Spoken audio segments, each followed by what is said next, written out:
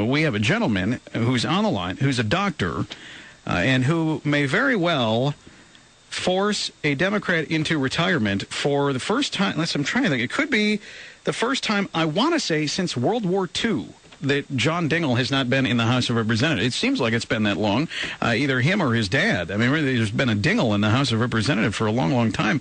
Dr. Robert Steele, though, wants to change that, and he's joining us here on WLS. Good morning, Dr. Steele.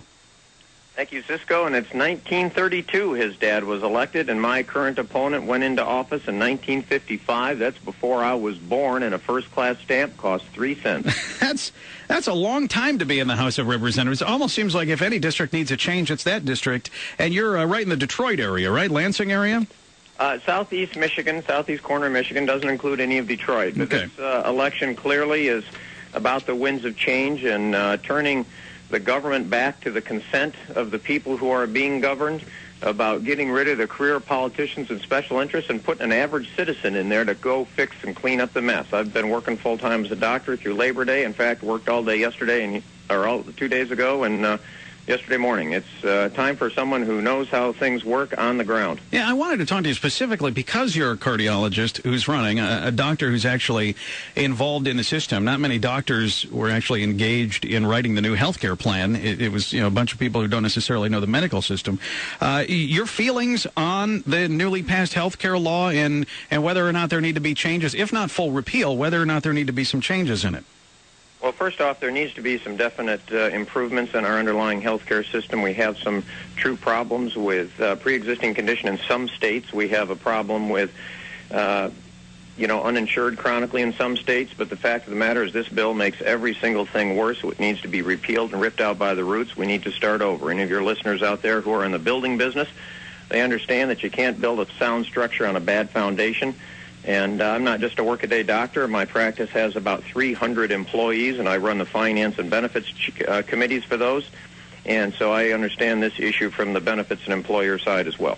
When you talk about this, though, the fact that it is getting worse, and you say that as a doctor who deals with this every day, I have to believe that you're saying it not only as a doctor, but also as a person who has talked to constituents in that district, because it seems like, I know here in Chicagoland, every time people find out more about that bill that's now the law, they go, man, I can't believe the premiums are going up. All the things that we were told would not happen are happening. I mean, people are losing their coverage. People are not going to have the same choices in doctors. The people that you are wanting to represent have to understand as well as you, this is not a good deal for us. Oh, they absolutely understand it. They were against it from the beginning. And Congressman Dingell, despite having the title representative, said he would do what he thought was best and not what his constituents thought was best. He's classic for what we have going on in Washington, D.C. He refers to the people in his district as my people. And that is, he's got it reversed. It's the representative represents the people, and that's been lost. We need to cut the crazy spending and have some accountability. How about a congressman that reads the bill and lives by the laws they pass? It's insane. They have a 2,800-page bill. Nobody's looked at it. It's voted on in the middle of the night. We need short bills, one topic, single cover page. Where's the money coming from? Where's the money going? And let the people who understand these issues have a crack at seeing what's in these bills, and so they can tell people what's really going to happen. In medicine, it's do no harm. That's our underlying principle, do no harm. And in Congress, we'll fix this, find out what's in it later. We don't care what the harm is. We need to say we did something. Yeah, finding out what's in it ahead of time, that's been one of the things that's most amazing to me, is you have all these bills that pass, 1,500 pages, 2,000 pages, and an individual congressman will often only know what he or she put in the bill, and they'll have no idea what else is in the rest of the bill. And it just makes me wonder, why don't you slow this thing down and take a couple of days so that you, before you cast your vote, actually know everything that's in the bill? Well, I'm running on accountability and transparency and stopping the maxing out of our grandchildren's credit cards. I mean, they call maxing out our credit cards and grandkids' credit cards, they call it a financial plan.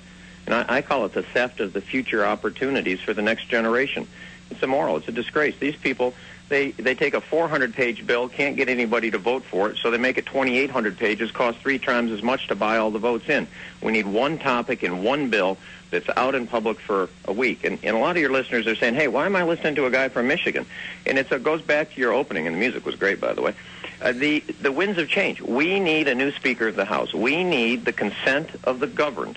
And we have tons of money tied up in businesses and corporations that are willing to invest if they only knew their taxes weren't going to skyrocket and the regulations weren't going to be out of control. So, your listeners, they need to support candidates like me as well. Rob Steele for Congress.com. We're doing great. Of course, Congressman Dingell, Washington, D.C. wants him back.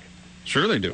We've raised far more individual funds than he has, but he gets his million starting off at baseline from his PACs and special interests and all his friends in Alexandria and the surrounding areas. And so we've got to fight off all kinds of, negative ads and lies, flat-out lies. And so we need your listeners to get to RobSteeleForCongress.com and send some money over $5. How about $78? $1 for every year that John Dingell has been in office. Imagine that. That's a lot of years. Yeah, the people who listen to this radio station understand, and unfortunately, not all voters do, but I know our listeners do. They understand that someone in Southeast Michigan who's in charge of a committee or who's spearheading a particular vote can end up affecting their pocketbooks. And so, that's why they may go, well, I haven't up until now heard of Rob Steele, but he's someone I need to get to know because he, all the way over there in Michigan, could actually affect me here in Chicagoland. Well, changing the Speaker of the House and changing the heads of the committees are incredibly important. We'll have Dave Camp as the head of Ways and Means instead of Charlie Rangel or Sander Levin. And, Dave Camp's from a small town in the middle of Michigan, former business owner. And we'll have some tax policy that makes sense that will encourage the business owners and job creators to help take care of the people who are out looking for a job. People in Washington, D.C., they want to tax, quote, the rich. And the people out in my district, they've all lost their jobs. They're not worried about what someone else's tax rates who's creating their job. They want the job. Yeah, they actually just they just want to work. All right, Dr. Rob Steele, have to let you go there. What's the website again? RobSteeleForCongress.com. All right, that's where folks can find out more information and can help you out if they'd like. Thanks for joining us. Good luck to you. Yeah, thank you. Appreciate it. Can you imagine John Dingell? He's been in Congress since the 50s. Been in Congress since the 50s. At some point, if you've been in Congress that long, don't you lose touch a little bit with your constituents and what's going on? The polls are looking good for Dr. Steele, by the way. Looks like he's ahead here heading into the home stretch.